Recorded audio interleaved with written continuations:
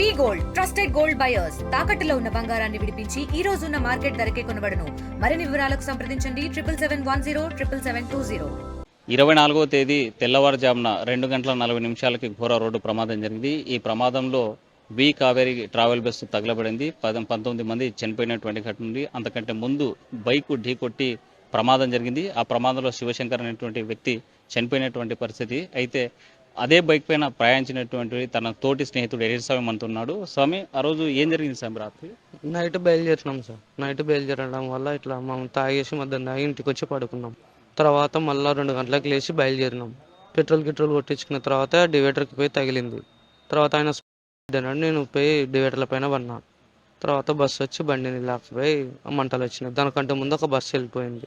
తర్వాత second bus ఇది మంటలు రావడం వల్ల జనాలందరూ ఇలా కాలిపోవడం చూసిన. ఆ పరిస్థితిలో శివశంకర్ ఎలా ఉన్నాడు? ఎంత స్పీడ్తో పోతున్నాడు? 70 పైన ఉంది. శివశంకర్ స్పాట్లోనే చనిపోయినాడు. అంటే బస్కు లైట్స్ ఉన్నాయా? లేవు. అంటే మీ మీ బైక్ లేవు లైట్స్ లేవు. ఇండికేటర్ తోటే పోతున్నాం. వద్దని చెప్పినా కూడా వినలేదు శివశంకర్. ఎక్కడికి పోవాలనుకున్నారు ఆ రాత్రి? డోన్కి వదిలేసి వస్తారా అన్నాడు. బస్ స్టాండ్కి వదిలేసి రారా అంటే డోన్కి వదిలేసి వస్తా అని చెప్పినాడు. అంటే బాగా తాగి ఉన్నారు కదా, వద్దులే అని చెప్పావా? చెప్పినాను సార్, వినలేదు ఆయన. లేదు వదిలేసి వస్తాపా డోన్కి, నాకు అలవాటే అది ఇది అని అన్నాడు. వినకోకుండా వచ్చినాడు ఆయన. ఇప్పుడు బైక్ పడిపోయింది. బైక్ పడిపోయిన తర్వాత శివశంకర్ని పక్క తీసావు. అప్పుడు వెనక నుంచి ఎన్ని వాహనాలు వెళ్ళింది? దానికంటే ముందు ఒక బస్సు చూసిన. ఇది సెకండ్ బస్సు. సెకండ్ బస్ ఏం చేసింది అక్కడ? మిడిల్లో బైక్ వేసుకొని పోయిన తర్వాత నిప్పులు వచ్చినాయి అనమాట. ఎంత దూరం పోయింటుంది అక్కడ నుంచి అక్కడికి? అంత పోయింటది బాగానే. పోయిన తర్వాత అగ్గి నిప్పులు స్టార్ట్ అయినాయి. అంటే నిప్పులు తగిలిన వెంటనే స్టార్ట్ అయ్యా లేకపోతే చాలా దూరం పోయినట్టు? తగిలిన వెంట కొద్దిసేపుకి స్టార్ట్ అయినాయి. కొద్దిగా దూరానికి పోయినాక స్టార్ట్ అయినాయి నిప్పులు. అంటే ఒక్కసారిగా పెద్ద ఎత్తున మంటలు వచ్చాయా లేకపోతే ఏం జరిగింది? చిన్న మంటలే డైరెక్ట్ గా పెద్ద మంటగా స్టార్ట్ అయినాయి. ఎవరైనా కాపాడే ప్రయత్నం చేశారు ఆ సమయంలో? నన్ను చూడడం అయితే ఎవరు కాపాడడం అయితే లేదు. అంటే అప్పుడు ఈ మంటలు ఒకసారి చెలరాయి కదా, బస్సులో ఎలాంటి శబ్దాలు వచ్చాయి? అసలు ఏమి ఆ శబ్దాలు ఏమీ వినలేదు. మళ్ళీ నేను 7 దగ్గర కూరికి వచ్చిన. 7 కాటికి వచ్చేసిన. మొత్తం బండ్లన్నీ జామ్ అయినాయి. 4:10కేమో ఎస్పీ సార్ వచ్చినాడు. తర్వాత నేను ఐచర్లో డోన్కి వెళ్ళిన. అంటే చాలా సార్లు వాళ్ళ అమ్మ కూడా అసలు ఫోన్ చేసిందంట, నిజమేనా? చేసినట్లు ఉన్నారు. ఆ సెల్ నా దగ్గర ఉంది. చేసినట్లు ఉన్నారు. మాట్లాడావా? నేనేం మాట్లాడలేదు. ఎందుకు మాట్లాడలేకపోయావు? నా మీదకి వస్తుందని ఫోన్ అయితే ఏం లేపలేదు. మరి తన ఫోన్ నువ్వు తీసుకెళ్ళావా? ఇప్పుడు రోడ్లో పడింటే నేనే తీసుకున్నా ఫోన్. ఫోన్ అయితే తీసుకున్నా. అక్కడ నుంచి ఎలా వెళ్ళావు మరి? ఐచర్ ఎక్కి పోయినా డోన్కి. అంటే అక్కడ అంత మంటలు జరుగుతున్నాయి, బస్సులో శబ్దాలు వినిపిస్తుంటాయి, కాపాడని పిలుచుంటారు. ఎక్కడైనా కాపాడాలని అనిపించలేదని? నాకు ఆ శబ్దాలు ఏమి వినిపించలేదు. అది జరిగినప్పుడు ఎంత దూరంలో ఉన్నావు నువ్వు? దానికి మాకి బాగానే ఉంటుంది డిస్టెన్స్. అంటే అక్కడ నుంచి డోన్కి వెళ్ళి డోన్ నుంచి ఎక్కడికి వెళ్ళాలి? మా ఊరికి వెళ్ళిపోయినా బస్కి. మీ ఊరికి వెళ్ళి. మరి నువ్వు ఈ సెల్ తీసుకుపోయినట్టు నీ దగ్గర పోలీసులు ఎప్పుడు వచ్చారు? నైట్ 10 గంటలకు వచ్చి క్యాచ్ చేసినారు. 10 గంటలకు వచ్చి ఎలా క్యాచ్ చేశారు? అది తెలియదు, ఫోన్ చేసినారు డైరెక్ట్. వచ్చిన తర్వాత అదుపులోకి తీసుకున్నారా? ఏమన్నా అన్నారా? ఎవరేం కొట్టలేదు. అడిగినారు ఇది మొత్తం ఏం జరిగింది అది అని మొత్తం చెప్తూనే ఉన్నారు. అంటే పోలీస్ స్టేషన్లో నువ్వు ఏం చేసావు? ఏం చేయలేదు, చెప్పినా ఉన్నది ఉన్నట్లు చెప్పినా అంతే. ఏం చెప్పారు పోలీసు? సరే నీది తప్పు అయితే ఏం లేదు అంతే అని అన్నారు. ఉన్నది ఉన్నట్లు చెప్తూనే ఉన్నా అందరికి, జరిగినది ఇది అని చెప్తూనే ఉన్నాను. శివశంకర్కు నీకు ఎలా ఫ్రెండ్షిప్ ఏర్పడింది? ఇంతకు ముందు ఉన్నప్పుడు పరిచయం శివశంకర్. 3 సంవత్సరాల నుండి ఫ్రెండ్. అంటే 3 సంవత్సరాల నుంచి మీరు టీవీ9 కాలనీలో ఉన్నారు అక్కడ ప్రజానగర్లో? ఒక 2 నెలలు అంతే ఉన్నాం. 2 నెలలు ఇక్కడ పరిచయం. అంటే తను ఏం పని చేస్తాడు, నువ్వేం పని చేస్తావు? ఆయన గౌండ పని పోతే నేను హైదరాబాద్లో ఉంటా. హైదరాబాద్లో ఏం పని చేస్తావు? జడ్జెస్. మరి ఆ రోజు ఎందుకు వచ్చావు ఇక్కడ కర్నూలుకి? నేను పెళ్లికి వెళ్ళాలని వచ్చిన. ఎవరు పెళ్లి? ఫ్రెండ్ పెళ్లికి ఉంటే వచ్చిన. ఏ సమయంలో దిగా, ఎప్పుడు వచ్చాడు నీ దగ్గర? 5 గంటలకు దిగిన. 7:30కి నా కాడికి వచ్చినాడు శివశంకర్. ఇప్పుడు అక్కడ జరిగినటువంటి ఘటన ఉంది కదా, అందరూ ఎర్రిస్వామి చేశాడు లేకపోతే శివశంకర్ చేశాడు అన్నప్పుడు ఏమనిపించింది? చాలా బాగా చేసింది. మామైతే చేయలేదు ఏది. మామే కింద పడినాం. స్పాట్లో అయినా చనిపోవడం వల్ల నాకేం అర్థమవుతలేదు. ఇక్కడ ఏం చేయాలో కూడా అర్థం కావడం లేదు. అంటే ఫస్ట్ అందరూ అనుకున్నారు వెనుక నుంచి వచ్చినటువంటి బస్సే ఢీకొట్టింది, ఎర్రిస్వామి పక్కన పడిపోయాడు, చనిపోయాడు అంటున్నారు. అది నిజమేనా? లేదు, అంతా ఫేక్. అంటే మీ బైక్కి లైట్ లేదు కదా, ఎలా పోతామనేసి సాహసం చేశారు? ఆయనకి అలవాటేని అంటున్నాడు ఇప్పుడు శివశంకర్కి. సర్లేరా అని చెప్పినాడు ఆయన. నువ్వు కూర్చొని ఇందులో పోతా నేను అని బండి మీద ఎక్కించుకున్నాడు. అంటే మనం మీరు పెట్రోల్ వేయించుకున్నారు కదా, ఎంత పెట్రోల్ వేయించుకున్నారు అక్కడ? 300ది.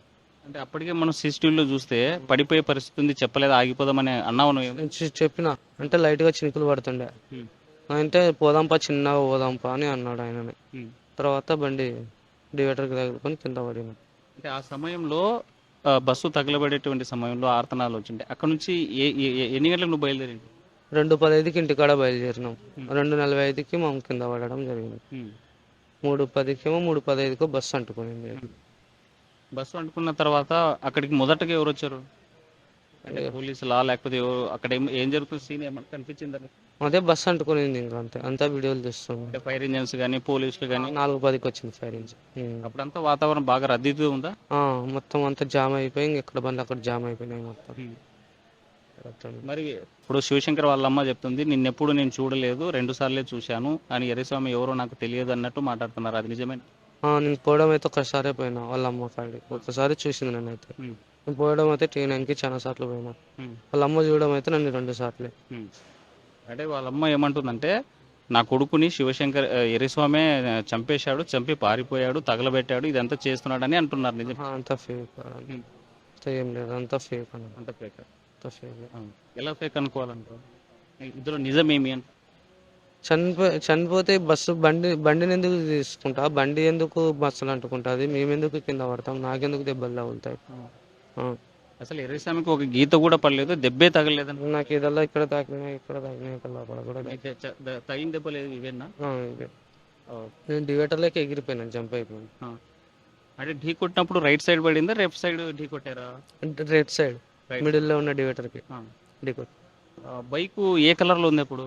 బ్లాక్ కలరే అది. Black colour. డ్రైవర్ కూడా అంటున్నాడు, నాకు బ్లాక్ లో ఉన్నందుకు కనిపించలేదు, పోయినానని చెప్తున్నాడు. అది నిజమేనా? నిజమే. ఆ మబ్బులో అయితే చీకట్లో ఎవరికేం కనిపించదు బైక్. ఇప్పుడు హైదరాబాద్లో నువ్వు ఏం చేసేవాడివి? నేను పని చేసుకుంటాను అంతే. ఎందుకు లక్ష్మీపురంకి వెళ్ళాల్సి వచ్చింది? ఇక్కడ టేకూరులో ఇల్లు ఉంది. టేకూరులో ఇంటికాడ స్నానం గినం చేసుకుని బట్టలు తీసుకుని బయలుదేరినాం. అంటే ఇప్పుడు సీసీటీవీలో కొన్ని కనిపిస్తున్నాయి కదా, పలానా వైన్ షాప్ కాడ మందు తీసుకున్నారంట, ఎక్కడెక్కడ వైన్ షాప్ కాడ కూర్చొని తాగిన తర్వాత మళ్ళీ ఇంటికి పోయినాం. అంటే తాగిపోకూడదు అనేటువంటి నువ్వు చెప్పినా కూడా శివశంకర్ ఏం చెప్పాడు? లేదు, నాకు అలవాటే లేరా, నువ్వు కూర్చో అని చెప్తున్నాడు. ఇప్పుడు ఇంత ప్రమాదం జరిగింది, నీ ఫ్రెండ్ కూడా చనిపోయాడు, అసలు ఏమనిపించింది? బాగానే ఉంటుంది, బాధ అనేది ఉంది. ఏం చెప్పాలనుకున్నావు ఈ కేసులో సంబంధించి? అసలు ముద్దాయి ఎర్రస్వామి అని జనం అంటున్నారు, మీడియా అంటుంది, బయట అందరూ అనుకుంటున్నారు. నువ్వే ఇందులో జరిగిన వాస్తవం నువ్వేమంటావు? జరిగినది ఉన్నట్లే చెప్పినా కదా, ఇదే జరగడం అయితే.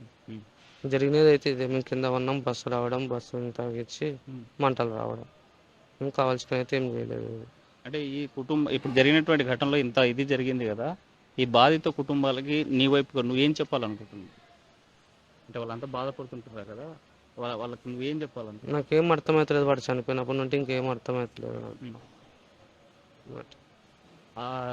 బస్సు కాలిపోయే సిచ్యువేషన్లో నువ్వు ఎలాంటి సిచ్యువేషన్లో ఉన్నావు? అప్పుడు బాధపడుతూనే ఉన్నా, ఫ్రెండ్ చనిపోయినాడని బాధనే ఉంది నాకు. ఇప్పుడు బాగా నీకు కూడా మత్తెక్కి ఉందా, లేకపోతే స్లోలో ఉన్నావు? నేను టోల్గానే ఉన్నా, చూసుకున్నాను. ఎన్ని బాటిల్ మధ్య తాగింది? 4 తీసుకున్నాం ఇద్దరం కలిసి. 4 బాటిల్ కోటర్లు? 4 కోటర్లు. అయితే ఇప్పుడు ఈ ఘటన పైన నువ్వు ఏం చెప్పాలనుకుంటున్నావు? ఇప్పుడు నిన్ను ప్రశ్నించే వాళ్ళు, నువ్వు తప్పు చేసావనే వాళ్ళకి ఏం చెప్పాలను? నేను తప్పు చేయలేదు కాబట్టి ఊకనే ఉన్నా, తప్పు చేసింటే నేను చేస్తున్నాను.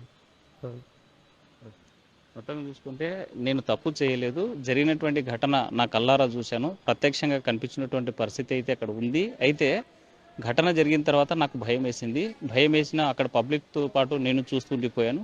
అయితే జరిగినటువంటి బస్సు తగలబడేటువంటి సమయంలో ఆ ప్రాంతానికి నేను వెళ్ళలేకపోయాను. అయితే అక్కడ నుంచి దూరంగా చూస్తూ ఉన్నాను. 3:30-4 గంటల ప్రాంతంలో అక్కడ వచ్చినటువంటి వాహనాన్ని ఎక్కిపోయాను. అయితే దీంట్లో పూర్తిగా మద్యం మత్తులో ఉన్నటువంటి శివశంకర్దే తప్పు.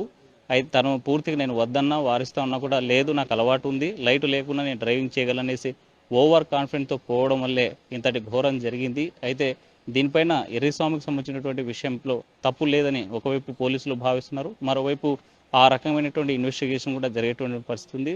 నేను తప్పు చేయలేదు కాబట్టి నేను పారిపోలేదు, ఆ రోజు భయపడ్డాను కాబట్టి సెల్ తీసుకుని ఊరికి వెళ్ళాను, జరిగినటువంటి నిజాన్ని నేను పోలీసుల ముందు కానీ మీడియా ముందు కానీ ఎప్పుడైనా చెప్పేందుకు సిద్ధంగా ఉన్నానని ఎరిసామి చెప్పేటువంటి పరిస్థితి. వీడియో చంద్రశేఖర్తో హుసేన్, RTV, కర్నూలు.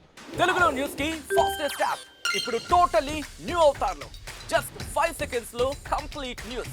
సోషల్ మీడియాలో ట్రెండ్స్ కి one stop solution. Live TV app voice search option తో ఇప్పుడే డౌన్లోడ్ చేయండి లేదా అప్డేట్ అయిపోండి. యాప్ లింక్ డిస్క్రిప్షన్ లో ఉంది.